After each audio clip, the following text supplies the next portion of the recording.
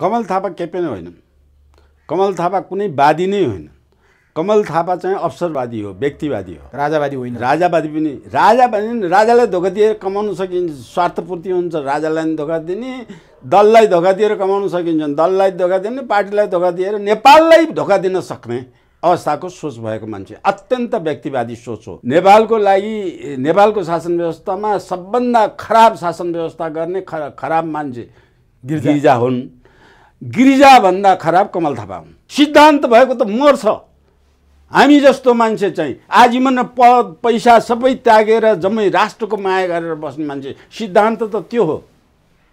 त्यो कमल थापामा छैन, त्यो छँदै छैन। इन्डियासँग डिल गर्ने, इन्डियाको राजनीति पोलिसीहरू सबै राजासँग कम्युनिकेट गर्ने सूर्यबहादुर थापा, चीनसँग डिल गर्ने, चीनको पोलिसी सलिसी ल्याएर हामीले के गर्नुपर्छ भन्ने कृतिनीति। त्यो कमल थापाको पछाडि राजा हिँड्नुपर्ने जरुरत छैन। राजाले चाह्यो भने त प्रचण्डलाई लिन सक्छन्, राजाले चाहेर त्यो गर्ने केपी ओलीलाई लिन सक्छन्, शेरबहादुर देउवालाई नै लिन सक्छन् नि। ठुलै पार्टी लिन्छन् नि राजाले चाह्यो भने। कमल थापाको पछाडि राजा हिँड्नुपर्छ र सबै डकुमेन्ट त्यही अध्यक्ष मातृकाको ठाउँमा चाहिँ सूर्यबहादुर थापा राखेर सूर्यबहादुर लगाएर इन्डियाको निर्देशन अनुसार निर्वाचन आयोगमा दर्ता गरिदिए। राजाले के पर्या छ, लिङ्गदेन कुन ठुलो हो, त्यो समर्थन गरेर त प्रचण्डलाई समर्थन गरेर सत्तामा ल्याएर राज संस्था ल्याउन सक्थ्यो नि त। त्योभन्दा ठुलो त त्यो थियो नि त। कुनै पनि पार्टीकोलाई चाहिँ नेतालाई लिन सक्ने त्यो बिग्रेको पार्टी सूर्यबहादुर अध्यक्षता भएको पार्टीभित्र लोकेन्द्र सूर्यबहादुर पछाड मछाडे त्यो दुईटाको बिचमा खेल छ। सूर्यबहादुरले लोकेन्द्रलाई हटाए, लोकेन्द्रले सूर्यबहादुरलाई हटाउने यो खेल लथालिङ्ग भयो। यो कमन बिग्रेका सबै माओवादी, एमाले, नेपाली काङ्ग्रेस, प्रजातन्त्रवादी, अप्रजातन्त्रवादी, एकदलीयवादी, जेवादी भने पनि सबै लथालिङ्ग पार्टीभित्र राप्रपा पनि लथालिङ्ग पार्टी मध्येको भयो। यो न्यून स्तरमा गिर्नुको मुख्य कारण दर्शन छोडेर हो। अनि त्यो लथ्रिँदै अब कमल थापाको नेतृत्वसम्म आइपुगेको थियो। अहिले एकता महाधिवेशन भयो, कमल थापालाई राप्रपाका प्रतिनिधिहरूले, भोटरहरूले पत्याएनन्। त्यो ठाउँमा युवा नेतृत्व जो टेस्टेड छैनन्, अनटेस्टेड छन्, राजेन्द्र लिङ्गदेन उक्लिए। तर कमल थापाले त्यो स्वीकार्न सकेनन् किन? र राजा ज्ञानेन्द्र र निर्मल निवासमाथि औँला उठाए किन? अब यो कुरा, पहिलो कुरा, कमल थापाले यो राप्रपालाई बुझ्न लागि वैदिक शासन पद्धति, वैदिक र धर्म, हिन्दू धर्म होइन सही शब्द, धर्म मात्रै हो। धर्म र वैदिक शासन पद्धतिको दिग्गज ज्ञाता नभइकन राप्रपा हुँदैन, चिनिँदैन। त्यसको ज्ञाता राप्रपा पार्टीभित्र त्यसपछि बनेका, पहिलो विघटन भइसकेपछि बनेका कुनै पनि नेतृत्व, कुनै पनि वर्गले यो ज्ञान शून्य छ, यो थाहा छैन। कमल थापा त्यही शून्यभित्रका एकजना मान्छे हुन्, अवसरवादी मान्छे हुन्। अब सूर्यबहादुर थापाले प्रो इन्डियन बनाइराखेको बेलामा कमल थापाको इतिहास के हो भने प्रो इन्डियन, सूर्यबहादुर त प्रो इन्डियन भएर काम गरेको।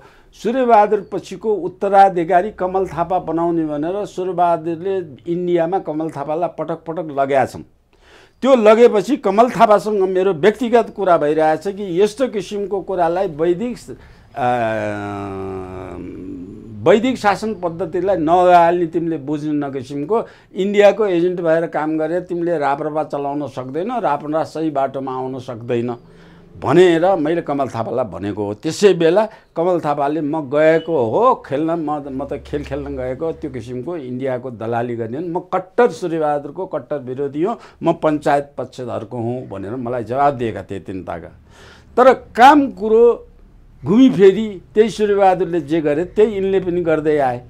त्यो गर्दै आइरहेको अवस्थामा कमल थापा यो बिचमा न पञ्चायतवादी भए, न डेमोक्रेटिक पक्षका भए, न साम्यवादी पक्षका भए, न प्रचण्ड जस्तो उग्रवादी पक्षका भए। यिनले त्यो भइसकेपछि यिनको पार्टीले चाहिँ यो संविधान, अहिलेको संविधान भनेपछि यो संविधान र संविधानलाई बनेका सम्पूर्ण कुरालाई डिस्कार्ड गर्ने भन्ने राप्रपाको बुझेका मान्छेहरूको सल्लाह अनुसार निर्णय भयो पार्टीभित्र।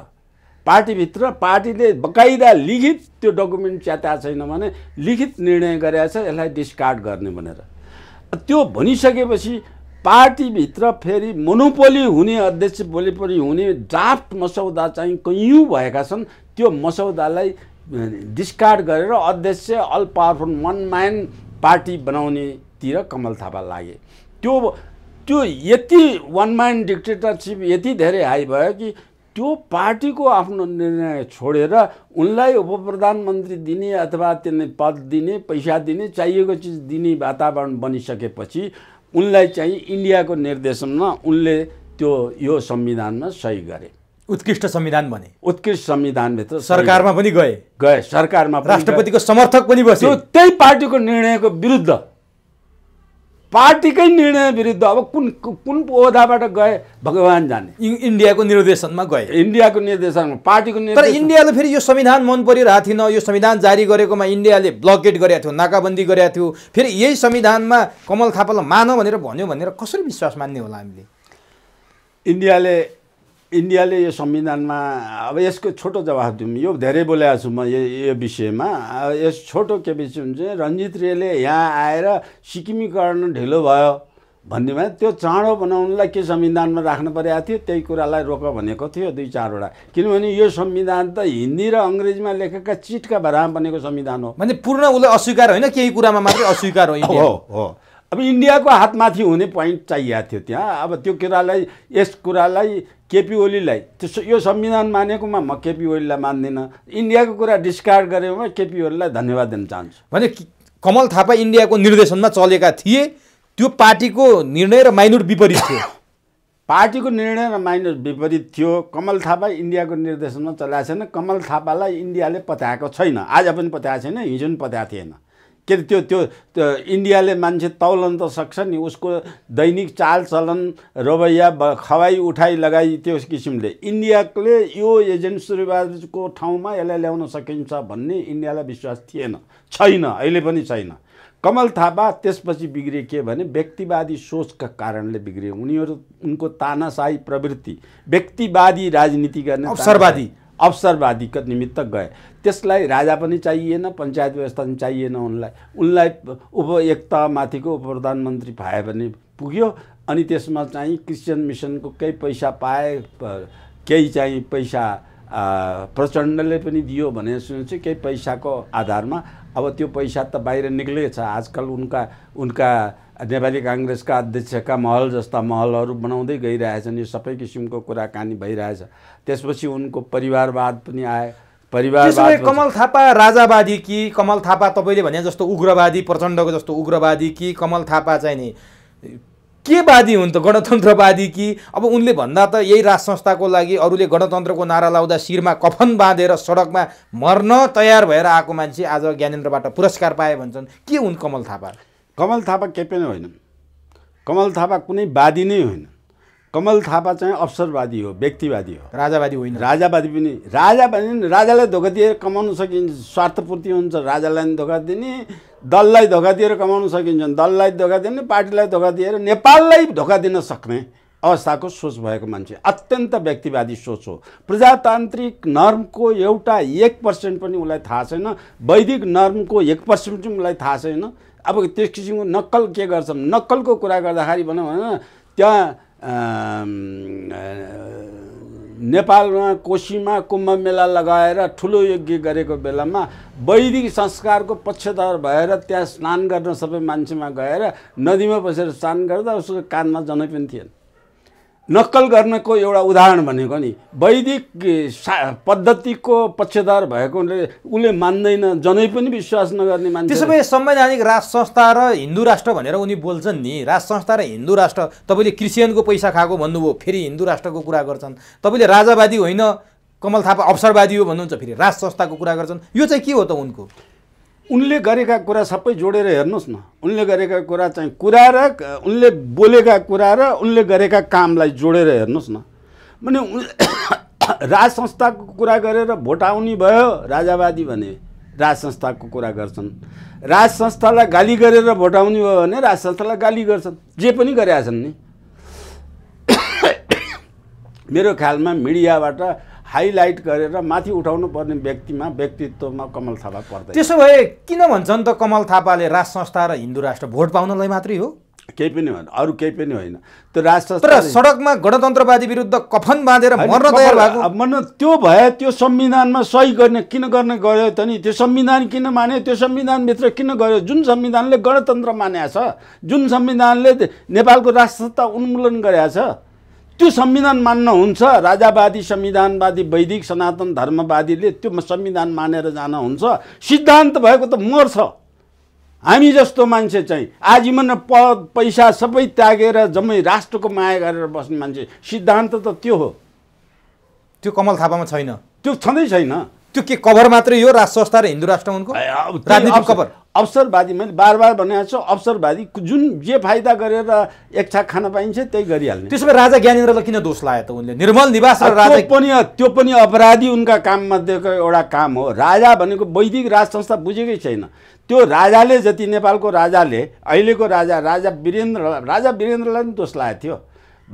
आरएसएसले इन्डियाबाट दोष लागेको थियो। क्रिस्चियन स्कुलमा पढेको यो मान्छे हाम्रो धर्म हिन्दू धर्मको लागि हुन्न भने त राजा वीरेन्द्र पछि गएर नेपाली भाषा सिकेर गइसकेपछि वैदिक धर्मका सनातन गुरु, वैदिक शासन व्यवस्थाका गुरु, ऋषि मुनि तपस्वी जस्ता, खप्तड बाबा जस्ता तमाम ऋषि मुनिहरूलाई गुरु मानेर, वैदिक शासन व्यवस्थाका आफ्ना मन्त्र गुरु, धर्म गुरुलाई गुरु मानेर राजा, त्यो जुन दिन हत्या भयो त्यो बेला युवराज र राजा चाहिँ राजगुरुका धर्म दर्शन पढेर आएका थिए, पढिरहेका थिए। उनको जीवन यति शैली चाहिँ धर्म अनुसारको चलेर जानलाई, चरित्र बनाउनलाई उनले राजदरबारको रोयल प्यालेसमा पनि बस्दैन थिए। सानो एउटा कचिङ्गल नेपाली सामान्य मान्छेको घर जस्तो घर बनाएर गाई पालेर गाईलाई घाँस हालेर चाहिँ बस्ने त्यो जीवनशैली नै यस्तो साधारण बनाएर ऋषिमुनिको जस्तो बनाएर बसेका थिए। त्यो राजाको महत्त्वलाई कसले बुझ्ने? भने कमल थापाले राजाको महत्त्व बुझेका थिएनन्। कमल थापाले मार्केटिङ मात्रै गरेका थिए राज संस्था। हो, राज संस्थाले मार्केटिङ गरेका थिए। अहिले राज संस्थाले कमल थापाले राज संस्था भनेको नेपालमा राजा भनेको राज संस्थाले अहिले भएको राजाले पनि, मैले भने यो राजा चाहिँ 50% राजा त अहिले जीवन्त छ। अथवा वैदिक शासन व्यवस्थाको वैदिक धर्मको राजा त यो जीवन छ। उसले के चाहेछ? त्यो राजा भनेको, वैदिक राजा भनेको के हो भने देशभरिका मानिस मात्रै होइन, सबै प्राणीको साझा हुन्छ। भनेपछि कसैको पक्ष लिएर हिँड्ने अवस्था हुँदैन। त्यो राजाले चाहिँ कमल थापा हराऊ र कसलाई फलाई जिताऊ भनेर भन्ने भए त्यो राजभोजले अहिलेसम्म पनि त्यो भनेर चाहिँ अहिले 12-13 वर्ष कति भयो गणतन्त्र राजालाई गद्दी छोडेको, त्यो बेलामा राजा चाहेको भए त राजा पक्षधरको एउटा पार्टी नै गठन हुन्थ्यो नि, राजाको एउटा नियम नै गठन हुन्थ्यो नि। त्यो चाहेको भए राजाले उथलपुथल गर्थ्यो। त्यो कमल थापाको पछाडि राजा हिँड्नुपर्ने जरुरत छैन। राजाले चाह्यो भने त प्रचण्डलाई लिन सक्छन्, राजाले चाहेर त्यो गर्ने केपी ओलीलाई लिन सक्छन्, शेरबहादुर देउवालाई नै लिन सक्छन् नि। ठुलै पार्टी लिन्छन् नि राजाले चाह्यो भने। कमल थापाको पछाडि राजा हिँड्नुपर्छ र? तर राजा राजभोजमा बसिरहेछ। राजा भनेको कमल थापा नि बराबरी प्रचण्ड हो। राजा सबको साझा हो, साझा हो। त्यो दर्शन वैदिक राजाको। यो कमल थापाको रोदन छ नि। अब म यहाँ तपाईँलाई के जान्न चाहन्छु भने जस्तो राष्ट्रिय प्रजातन्त्र पार्टीमा नेतृत्व परिवर्तन भयो, उनकै विद्यार्थी नेता भनिएका राजेन्द्र लिङदेन कमल थापालाई हराएर अध्यक्ष भए। कमल थापाले सामाजिक सञ्जालमा रोइलो गरेको गरे, कहिले हिमानीलाई दोष लगाएको छ, कहिले राजालाई, कहिले निर्मल निवासलाई लगातार गरे र उनी त्यो शपथमा पनि सहभागी भएनन्। त्यो जितेकाहरूले प्रमाणपत्र पाउने कार्यक्रममा पनि उनी सहभागी भएनन्। तर हिजो 21 गते उनले एउटा विज्ञप्ति निकाले, म राप्रपाको यो नेतृत्व मान्छु, स्वीकार्छु, राप्रपामा एउटा बहस होला, तर राजा ज्ञानेन्द्रले राजा नहुँदै आज राजा हुनुभन्दा बाहिर हामी ल्याउन खोज्दा त यसरी पार्टीमा हस्तक्षेप गर्छन्, सबैको साझा हुन सक्दैनन्। भोलि राज संस्था फर्केपछि के हाल होला सबैले विचार गरौँ। अरू पार्टीमा पनि राजा ज्ञानेन्द्रले गर्लान्, निर्मल निवासले गर्लान्, त्यसकारण बेलैमा सजग बनौ है भनेर उनले विज्ञप्ति निकाले। के साँच्चीकै राजाले हस्तक्षेप गरे होला नि त? उनको कुरा सुन्दा त प्रमाण छ मसँग पनि। राजा वैदिक राजाले हस्तक्षेप कसैलाई गर्दैन, तर पक्षपात हुने कुरा गर्दै प्रमाण छ भन्छन् कमल थापा। अब कमल थापाले प्रमाण छ भनेको गिरिजाप्रसाद कोइरालाले चाहिँ राजाले माओवादी उकाउने राज संस्था हो, त्यो राजाले नै माओवादीलाई उठाएर नेपाली काङ्ग्रेसलाई पतन गराउन खोजेको हो, त्यसकारण चाहिँ यो निर्मल निवास त्यस बेला के अरे गिरिजाले पनि निर्मल निवासबाट उठाएको भन्थे। अहिले त नेपाली जनताले बुझा होला नि कसले उठाएर रहेछ भन्ने कुरा। अब त्यस्तै गिरिजाको जस्तै बुद्धि, गिरिजा सूर्यबहादुर थापाभन्दा गिरिजा धेरै असल। गिरिजा देशको सबभन्दा वर्स्ट प्रधानमन्त्री हो, तर त्योभन्दा कमल थापाभन्दा सूर्यबहादुर धेरै माथिल्लो हो त्यो राज संस्थाको विषयमा। गिरिजा या सूर्यबहादुर? गिरिजा कि सूर्यबहादुर धेरै माथि कमल थापाभन्दा? गिरिजा नै धेरै माथि भन्ने। गिरिजा नेपालको, मैले भनेको वाक्य फेरि दोहोऱ्याउँछु, नेपालको लागि नेपालको शासन व्यवस्थामा सबभन्दा खराब शासन व्यवस्था गर्ने खराब मान्छे गिरिजा हुन्। गिरिजाभन्दा खराब कमल थापा हुन्। अब यसरी बुझ्नु पर्यो, त्यसरी बुझ्नु पर्यो। अब कमल थापाले न सिद्धान्त, उसलाई गएर सोध्नुहोस् न, तपाईँले यो क्रस क्वेसन गरेर सिद्धान्त गर्नु के हो, उसको धर्म के हो, वैदिक शासन व्यवस्था के हो, यो कसरी सञ्चालन गर्नुपर्छ भन्ने कुरा हेर्नुहोस् न। उसको कामले पो मानिसलाई चिन्ने हो। त्यसो भए उनले त घोषणा गरे अब ज्ञानेन्द्र बोकेर हिँडिँदैन भनेर, अब के हुन्छ? त उसले हिँडेर के गरेका छन् र? ज्ञानेन्द्र बोकेर के गरेका छन्? निर्मल निवासलाई के गरेका छ? राज संस्था फर्काए त अहिलेसम्म? चुनाव गरे, राजालाई गाली गरेकै कारणले त्यो पार्टी पतन भएको। राज संस्थाको जसले राज संस्था हिन्दू राज संस्था मानेको छ, हिन्दू धर्मअनुसार काम गर्छ, राजालाई छुँदैन, दरबारलाई छुँदैन, राज दरबारलाई काम गर्दैन। कामले साबित गरेर जनतालाई हाम्रो धर्म यो हो, हाम्रो दर्शन यो हो, वैदिक शासन व्यवस्था भनेको यो हो, पञ्चायती शासन व्यवस्था भनेको हो, हामी यसको नजिक गएका हाम्रो मूल अवस्था यो हो। बहुदलीय व्यवस्थाभित्र दलविहीनको, जसरी बहुदलीय व्यवस्था बस्दै माओवादीले एमाले बहुदलीय व्यवस्थाभित्र साम्यवादी शासन गर्छौँ भनेर गएछन्, यिनले पनि बहुदलीय व्यवस्थाभित्र वैदिक शासन व्यवस्थाको शासन यसरी गर्छौँ भनेर त्यो पुष्टि गर्ने क्षमता छैन, खुबी छैन, ज्ञान छैन। ज्ञानेन्द्रलाई गाली गरेर रोदन मात्रै हो। त्यो गाली गर्छ भने त्यसले वैदिक शासन व्यवस्था बुझेकै छैन। ज्ञानेन्द्रको नर्म नै बुझेको छैन, दरबारको किसिमको नर्म नै छैन। दरबारलाई कुनै पार्टी कुनै नेतासँग मतलब छ र? मतलब छैन।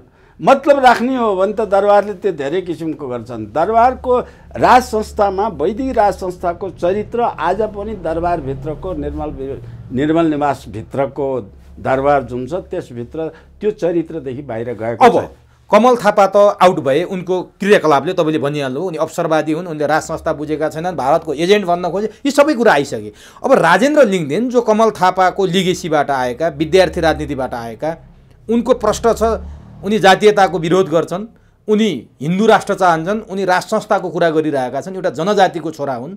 राजेन्द्र लिङ्गदेन कमल थापाको ठाउँमा आइसकेपछि केही तात्विक फरक आउने सम्भावना देख्नु भएको छ? किन मान्छेहरू यसरी राजेन्द्र लिङ्गदेन आउँदा राप्रपाको उनको खेमा मात्रै होइन, सारा देशका जनता नै खुसियाली मनाउँदैछन्? कारण के हो यसको? कारण मैले पनि राजेन्द्र लिङ्गदेनलाई बधाई दिएछु। मैले पनि राजेन्द्र लिङ्गदेनलाई भोट देऊ भनेछु। त्यो राजेन्द्र लिङ्गदेन असल भएर मैले असल प्रमाणित गरेर भनेको होइन। कमल थापा धेरै खराब भएको हुनाले त्यसको रिप्लेसमेन्ट चाहियो, त्यो बसेर त्यो पार्टी चल्दैन भन्ने आधारमा भनेको हो। अब किनभने राजेन्द्र लिङ्गदेनका दुईटा कुराले मैले क्याल्कुलेसन गरेको हो, मेरो बुद्धिले क्याल्कुलेसन गरेको। एउटा, राजेन्द्र लिङ्गदेन कमल थापा जस्तो टेस्टेड मान्छे होइन, काममा असफल भएको, गलत असल कामले टेस्टेड भएर फेल भएको मान्छे भनेर प्रमाणित भएको छैन। अब त्यो नयाँ माटोको घैँटो बनाएको छ, त्यसलाई पोलेर नयाँ रूप दिनुपर्ने मान्छेमा हेरेको छु मैले लिङ्गदेनलाई। दोस्रो, मैले लिङ्गदेन मानेको उसले जितेका स्थानीय निकायका जुन इकाइमा उसले काम गरिरहेछ, त्यो काम करिब वैदिक संस्कारको निमित्त निष्पक्ष राजनीतिले, प्रजातान्त्रिक अभ्यासले गर्नुपर्ने काम त्यहाँ स्थानीय इकाइमा गरेको मैले वाच गरेको छु। मलाई थाहा छैन राजेन्द्र लिङ्गदेनले मलाई चिन्छ कि चिन्दैन, मेरो राय लिन आउँछ कि आउँदैन थाहा छैन।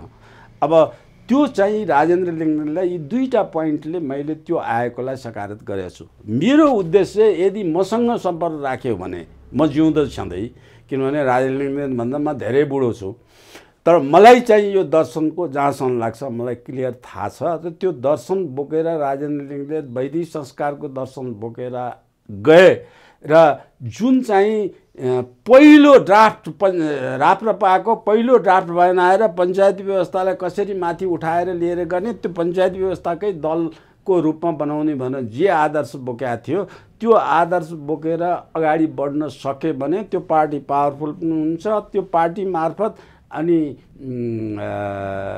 राज संस्था र राज संस्था अथवा वैदिक शासन पद्धति त्यो पुनर्स्थापन हुने अवस्था पनि आउन सक्छ। प्रतिस्पर्धीमा जित्न सक्ने अग्रणी हुन सक्छ। तर यो सिद्धान्त छोडेर कमल थापा जस्तो अथवा प्रचण्ड जस्तो अथवा माधव नेपाल जस्तो अथवा केपी ओली जस्तो लर्बर सिद्धान्तबिन कहिले यता कहिले उता, अहिले राजनीतिमा त उतार चढाव आउँछ। शेरबहादुरमा आए जस्तो उतार चढाव पनि आउँछ, जेसुकै पनि गर्न मन लाग्छ। त्यो गर्ने बाटोमा निष्पष्ट भएर लर्बर गऱ्यो भने, त्यहाँ लर्बरमा गयो भने फेरि लिङ्गदेन पनि कमल थापा जस्तै पतन हुन सक्छन्। अब लिङ्गदेनको पतनको एउटा बिन्दु के भने लिङ्गदेनले एउटा कुरा जुन भने त्यो चाहिँ मलाई मन परेको छैन। लिङ्गदेनले चुनाव जितेर भएपछि मलाई दरबारको आशीर्वाद छ, बधाई आएको आशीर्वाद छ भनेर लिङ्गदेनले भने, त्यो जसरी कमल थापाले दरबारले मलाई हरायो भनेको छ त्यस्तै जस्तो कुरा हो। त्यो लिङ्गदेनले भन्न नहुने कुराहरू चाहिँ भनेको छ। दरबारको आशीर्वाद छ भनेर त्यो घुर्की लगाएको कुरा मात्रै, अथवा त्यो बाहिर प्रचार गर्न लिएर आएर दरबारको पक्षधरी मात्र भन्छ। राजा दरबार हिन्दू राजाले देशका जनतामा तलमाथि गर्दैन, लाखापाखा गर्दैन। त्यसकारण लिङ्गदेनको समर्थन त्यहाँ छ भनेर राजाले के पर्या छ? लिङ्गदेन कुन ठुलो हो? त्यो समर्थन गरेर त प्रचण्डलाई समर्थन गरेर सत्तामा ल्याएर राज संस्था ल्याउन सक्थ्यो नि त। त्योभन्दा ठुलो त त्यो थियो नि त। कुनै पनि पार्टीकोलाई चाहिँ नेतालाई लिन सक्ने अवस्थाको त्यो क्षमता भएको ठाउँमा त्यो इन्टरनेसनली ग्लोरी भएको त्यो पदको निमित्त वैदिक राज संस्थालाई लिङ्गदेनलाई समर्थन गरेर कमल थापालाई हराउनु पर्ने, राजालाई जोड्नु पर्ने जरुरी छैन। भुसुना हुन् ती दरबारको अगाडि ती सबै भुसुना हुन्। त्यस किसिमले राजा चाहिँ वैदिक संस्कार राज परिवारले आजसम्म छोड भनेपछि कमल थापाको ठाउँमा राजेन्द्र लिङ्गदेन आउँदा तपाईँले भने जस्तो वैदिक सनातन जुन फर्मुला, जुन सूत्र, जुन सिद्धान्त छ त्यो अँगाल्न सके मात्र हिन्दू राष्ट्र र राज संस्था फर्किन सक्छ। होइन भने राजेन्द्र लिङ्गदेनको ठाउँमा जो आए पनि केही हुनेवाला छैन। त्यो फर्काउन पनि राजेन्द्र लिङ्गदेनले मात्रै यो ज्ञान पाएर यो बुझेर यो बाटो हो भनेर पुग्दैन। त्यसले त्यो ज्ञान पार्टीको तालिम केन्द्रबाट ग्रासरुटसम्म पुर्याउनु पर्छ। कमल थापाले गर्न दिला नि त त्यस्तो काम? अब त उनी पनि त 200 मात्रै कम मत ल्याएका मान्छे हुन् त्यो पार्टीभित्र, पदाधिकारी उनकै नै धेरै बहुमत छन्। अब राजेन्द्र लिङ्गदेनलाई त्यो सिद्धान्त बुझाउन सक्यो भने मान्छे हेर्नु, सबैभन्दा ठुलो कुरा मान्छे सिद्धान्तवादी हो। सिद्धान्त ठुलो कुरा हो, व्यक्ति ठुलो होइन। अहिलेको राजनीति व्यक्ति ठुलो भएको छ, फलानु भए हुन्छ फलानु भए हुँदैन भन्ने कुरा। यो राजनीति दर्शनमा व्यक्ति ठुलो होइन, व्यक्तिले के सिद्धान्त बोकेर आएछ र सिद्धान्तमा कति लगाव छ त्यसमा भन्ने कुरा ठुलो हो। प्रजातन्त्र भनेर बोकेर आउने अनि खल्टीका मान्छेलाई चाहिँ राजदूत नियुक्ति गर्ने, खल्टीका मान्छेलाई चम्लाउने, पक्षपात हुने, नातागता गर्ने, त्यो प्रजातन्त्र हो। त्योभन्दा माथि उठ्नु पर्यो राजेन्द्र, एकदमै माथि उठ्नु पर्यो, एकदम ज्ञानी हुनु पर्यो, एकदम असल तालिम केन्द्र बनाउनु पर्यो त्यो पार्टी। तर एउटा कुरा चाहिँ मूल्याङ्कन गर्नै पर्यो, जस्तो उनको पृष्ठभूमि हेर्दा एउटा गरिब परिवारबाट, एउटा जनजाति परिवारबाट। तपाईँले अघि पनि भन्नुभयो, म चाहिँ वैदिक शासन व्यवस्थाको पक्षधरको मान्छे हुँ। वैदिक शासन व्यवस्था विश्वका सबै शासन व्यवस्थाभन्दा उच्च कोटिको शासन व्यवस्था हो। त्यो शासन व्यवस्थाले नेपालका जनतालाई जाति यो त प्रचण्डले ल्याइदिएको विदेशीको दलालीबाट क्रिस्चियनले ल्याइदिएको व्यवस्था हो। जनजाति जाति दलित, यो दलित यी शब्दसँग म सहमत छैन। यी कुनै पनि कुरा चाहिँ नेपाली सबै बराबरी हुन् भनेपछि राजेन्द्र लिङ्गदेन जनजाति होइन नेपाली हो भन्नु। नेपाली हो। त्यो नेपालको कुनै पनि नागरिकले शिक्षामा बराबर अधिकार पाउनु पर्यो, स्वास्थ्यमा बराबर अधिकार पाउनु, पढ्न पाउनु पर्यो, ज्ञान पाउनु पर्यो, सिप पाउनु पर्यो। विभेद रहित नेपाली मात्रमा, नेपालमा जन्मेका नेपाली मात्र नागरिकले बराबरी अधिकार पाउनु। वैदिक संस्कारले तलमाथि गर्दैन, जातसात मान्दैन, ठुलो सानो मान्दैन, छोइ छिटो पनि मान्दैन। यी सबै किसिमको कुरा चाहिँ नोकर चाकर, मालिक र नोकरको कुरा मान्दैन। त्यो त क्यापिटलिजम, वेस्टर्न क्रिस्चियन सोसाइटीको कल्चर हो। त्यसैले मलाई भनिदिनुहोस् त, जुन पृष्ठभूमिबाट राजेन्द्र लिङ्गदेन आए, कमल थापाको पृष्ठभूमि हेर्ने हो भने आकाश जमिनको फरक छ। उनी चाहिँ एउटा एकदमै त्यो भुइँ मान्छेबाट राजनीति गर्दै त्यो ठाउँसम्म आइपुगे, तर कमल थापा फरक छन्। एउटा कुरा, कमल थापाको त्यो विरासतलाई एउटा भुइँ मान्छेको त्यो लेभलबाट, त्यो पृष्ठभूमिबाट आएको मान्छेले कम्तीमा गर्ल्याम गुर्लम ढाल्नु, त्यसले चाहिँ के सन्देश दिन्छ? होइन, यो राजेन्द्र लिङ्गदेनको खुबीबाट पार्टी गर्ल्याम गुर्लम ढल्यो भन्नुभन्दा कमल थापाले धेरै अपराधी काम गरेको, धेरै नराम्रा काम गरेको हुनाले ढलेको, त्यसरी बुझ्नु पर्यो। यसरी बुझ्नु पर्यो। अब म अन्तिमतिर छु। यो राप्रपाको यो कमल थापाको बहिर्गमनपछि राजेन्द्र लिङ्गदेनले वैदिक सनातन जुन तपाईँले भनेको सिद्धान्त छ त्यो बोके भने हिन्दू राष्ट्र आउँछ। त्यो बोक्न क्षमता पनि हुनु पर्यो। राजेन्द्र त्यो नेताको नेतृत्व गर्ने क्षमता विकास गर्नुपर्छ। राजेन्द्र लिङ्गदेनले त्यो क्षेत्र विकास गरेको नेतृत्व व्यक्तित्वलाई सिद्धान्तमा परिणत गरेर कार्यकर्ताको ग्रासरुट लेभलसम्म सिद्धान्तमा पार्टी चल्ने बनाउनुपर्छ। अब व्यक्तिबाट चल्ने होइन। अब नि त्यहाँ चाहिँ जस्तो राजा चाहियो भनेर धेरै समूहहरू छन् नि सडकमा अहिले। अब नाङ्ला पसल जस्ता सबै आफ्नो स्वार्थका लागि आउलान्। तिनीहरूलाई एकीकृत गरेर नेतृत्व गर्न सक्छन्। नेतृत्व गर्न सकेन भने फेल हुन्छ। त्यो गर्ने क्षमता देखाउनु पर्यो। त्यो गर्ने क्षमता देखाउनलाई सिद्धान्त बोक्नु पर्यो। अब आशा गरौँ आज कालो बादलमा चाँदीको घेरा चाहिँ हामीले देख्यौँ।